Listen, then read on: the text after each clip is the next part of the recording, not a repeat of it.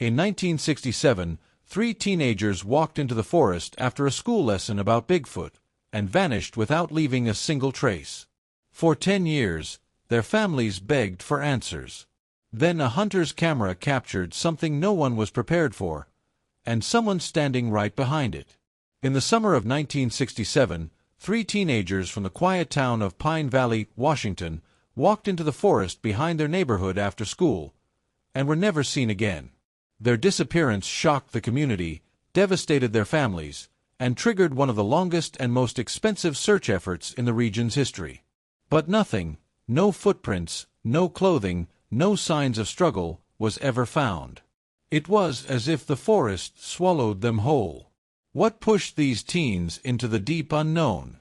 Their families said it started with a geography class lecture about wildlife legends, including the infamous Bigfoot sightings known across the Pacific Northwest. Curiosity turned into obsession. And then obsession turned into the mystery that haunted Pine Valley for a decade. But in 1977, something unbelievable surfaced. A hunter's remote wildlife camera in the Cascades captured a massive, towering creature, the same one locals whispered about for years. But the real shock wasn't the creature. It was the three human figures standing behind it. And somehow, they were alive. Before we dive into this unbelievable true crime mystery, don't forget to like, share, and subscribe to the channel for more chilling US-based cases. Your support helps us uncover stories long buried by time, fear, and unanswered questions. The story of the missing teenagers began in a simple high school classroom.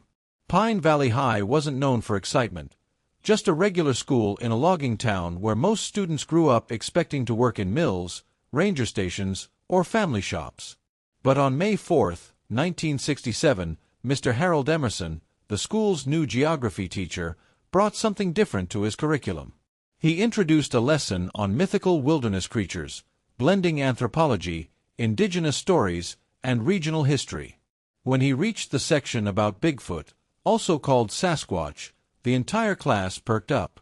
But none more than 15-year-old Mark Douglas, 16-year-old Pete Hallberg, and 15-year-old Emily Carver. Mr. Emerson told them about the dozens of sightings across Washington, the unexplained footprints found near logging camps, and the chilling eyewitness accounts from hunters, trappers, and even park rangers. He described how the creature was said to be enormous, 8 to 10 feet tall, with dark fur, ape-like strength, and human-like intelligence. A being capable of hiding, tracking, perhaps even protecting its own. One sentence stood out, and the teens repeated it for days afterward. The forest is far older and far smarter than us. If something out there wants to stay hidden, it will. The idea consumed them. They stayed after class asking Emerson questions. Mark borrowed books from the library. Pete drew maps of rumored sighting locations. Emily recorded eyewitness stories in her notebook, even though she'd never cared much about myths before. What began as curiosity quickly grew into an obsession shared between the three friends. They convinced themselves that Bigfoot wasn't just a legend, it was real. And they wanted to be the ones to prove it. 2 weeks later, the plan was made. After school. Behind the old sawmill trail. 1 hour hike in. 1 hour out. No one expected it would be the last time Pine Valley would see them for 10 years. For the next decade, Pine Valley became a town frozen in grief. Missing posters faded on bulletin boards. Every year, on the anniversary of the disappearance, the community held a small candlelight vigil in the school gym. Families refused to move away, clinging to the belief that someday, somehow, their children would walk back through the door. The sheriff's department reopened the case multiple times. New volunteers searched new areas as hikers reported strange sounds or noticed disturbed ground. But each lead fizzled out like the last. Meanwhile, the legend grew. People claimed to see gigantic shadows moving between the trees. Hunters reported hearing heavy footsteps matching neither bear nor moose. A truck driver swore he saw a tall, hair-covered figure crossing a road at midnight less than 2 miles from where the teens vanished. But the most unsettling claims came from two loggers who said they found human-sized footprints alongside a much larger footprint, as though something enormous had been walking with people. When they tried to take plaster molds, the prints vanished overnight, wiped away clean. The loggers quit the following week. Despite the fears, the families held on to hope. Emily's mother kept her daughter's room exactly the same. Pete's father left the porch light on every night. Mark's siblings took turns hiking the forest trails, leaving ribbons tied to trees, believing that if he ever returned, he would follow them home. But after 10 years, hope turned into quiet suffering. Then in 1977, a hunter named Walter Briggs set up a wildlife camera deep in the Cascades, far beyond the areas previously searched. 3 weeks later, he returned for the film. He expected to see deer, maybe a bear. What he saw instead made his blood run cold. Walter Briggs was not a man easily shaken. A Vietnam veteran and experienced hunter, he'd lived through horrors the average person couldn't imagine.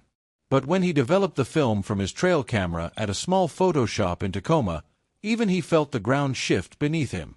The first few photos were typical: elk, raccoons, shadows from swaying branches. Then came Photo 17. A towering, broad-shouldered silhouette stood only 20 feet from the camera. Covered in thick fur, easily over 8 feet tall. Its arms hung long, its posture almost human.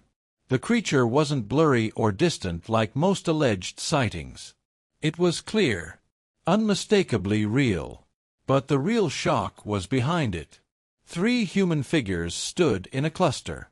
One taller, 2 slightly shorter. Their clothes were strange, animal hide coverings and woven grass wraps. They were thinner, their hair longer, almost unrecognizable, except for the facial features that matched the school photos Briggs remembered from the missing posters years ago. Mark, Emily, Pete, the missing Pine Valley teens. Alive. Briggs dropped the photos in the store. The shop owner locked the doors and called the sheriff immediately.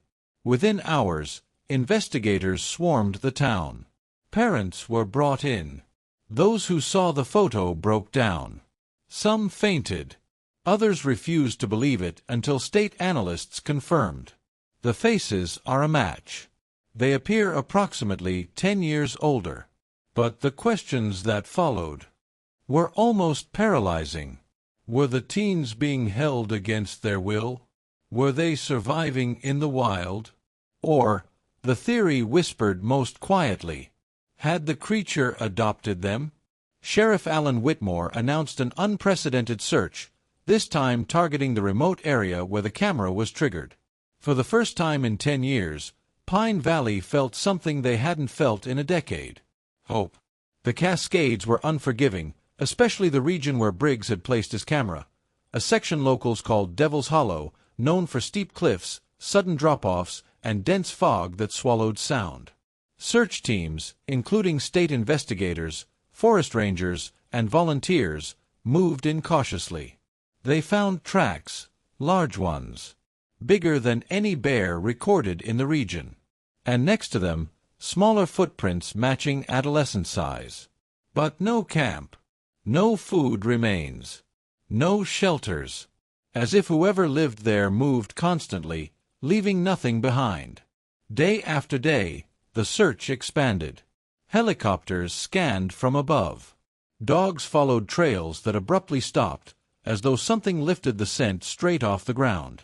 The forest itself felt alive, aware, almost protective of whatever or whoever was inside it. On the 8th day, rangers discovered something astonishing: a tree trunk with carvings, not random scratches, but symbols resembling a mixture of Native American markings and something entirely unknown. Among them was a crude drawing of 3 stick figure-like humans standing beside a much larger figure. It was the first indication that the teens were not prisoners. They were part of something. A community, a group, or perhaps a family. Psychologists consulted by the sheriff warned of a possibility known in extreme isolation: dependency bonding, a survival-based attachment where abducted individuals form emotional ties with their captor. But was this creature even a captor?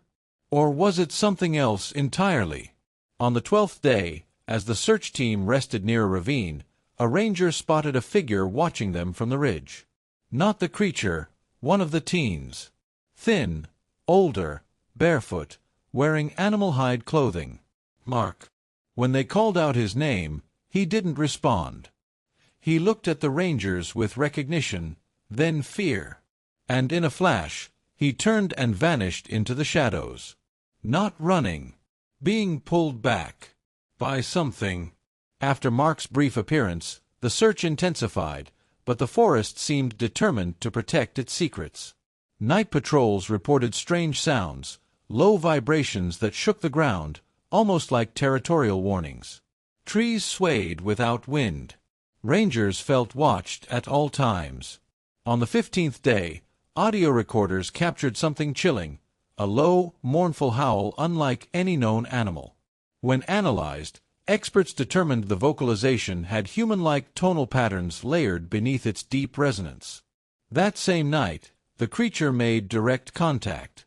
2 rangers spotted an enormous silhouette standing at the edge of their camp. Instead of attacking, it simply stared, its eyes glowing faintly in the moonlight. And behind its legs, barely visible, were 2 smaller figures, likely Emily and Pete. When one ranger took a step forward, the creature let out a deep rumble. Not threatening. Protective. Like a guardian warning intruders away from its young. The rangers froze. The creature slowly placed a massive hand on Emily's shoulder, guiding her behind it. She didn't resist. She wasn't afraid. She looked back at the rangers with an expression that broke them. Conflicted recognition. As if she remembered who she used to be, but no longer belonged to that world. In an instant, the creature and teens disappeared into the dense brush with impossible silence for their size. Experts reviewing the ranger's report concluded. The creature demonstrates protective behavior, territorial awareness, and possible linguistic communication. It has not attempted aggression. It views the teens as dependents. But the families demanded rescue. They wanted their children back, whether the teens believed they belonged to the creature or not. So the search expanded once more, deeper into the forest than anyone had dared to venture. And that was when everything went wrong. On the 20th day of the search mission, a team of 5 rangers entered a hidden ravine accessible only through a narrow rock crevice. The air inside was warm, humid, and strangely quiet. No birds, no insects, just silence thick enough to choke on. That was when they found it. A shelter made from woven branches, moss, and reinforced tree trunks. Inside were 3 separate bedding areas, dried berries, animal bones, and crude tools made from sharpened stones. Human tools. And something else. A wooden board with markings scratched into it, lines representing days, months, maybe even years. And among those carvings were shapes of 3 small human figures growing gradually taller over time, positioned beside a giant figure. It was a record of growth. A record of family. Footprints filled the dirt floor, the creature's enormous tracks mixed with 3 smaller, human-like ones. The teens had lived here. Thrived here. Maybe for years. But they weren't there now. Instead, another sound emerged, a deep, rumbling growl echoing off the cavern walls. The creature. Before the rangers could retreat, it appeared at the entrance, towering, massive, breath shaking the air. Emily stood behind it, gripping its fur like a child hiding behind a parent. One ranger reached out a hand, whispering her name. She shook her head. Not in fear. In refusal. With a guttural warning, the creature shepherded the teens deeper into the cavern. A moment later, a thunderous collapse echoed through the ravine. The creature triggered a rockfall, sealing off a tunnel and cutting off access to wherever they escaped. By the time the rocks were cleared hours later, the shelter was abandoned. The teens, and the creature, were gone. Forever. To this day, no further sightings have been confirmed. Only those photos. Only the prints. Only the memory of 3 teenagers who walked into the woods searching for a legend, and became part of one. The disappearance of Mark Douglas, Emily Carver, and Peter Hallberg remains one of the most haunting unsolved cases in U.S. history. No bodies were ever recovered. No further photos were ever captured. No evidence suggested the teens were harmed. Instead, every piece of information pointed to one unsettling possibility. They survived. They adapted. They chose to stay. Whether they were protected, raised, or simply taken in by the mysterious creature remains unknown. But one truth echoes through Pine Valley even today. Some mysteries in the forest are older than human memory and far stronger than human understanding. And sometimes, the answers we seek don't want to be found. If you want more chilling true crime stories like this, cases filled with mystery, suspense, and unanswered questions, make sure you like, share, and subscribe to the channel. Your support helps us continue uncovering stories long buried in the shadows of American history. Thank you for watching, and remember, not everything that disappears is lost. Some things are simply claimed by the wilderness.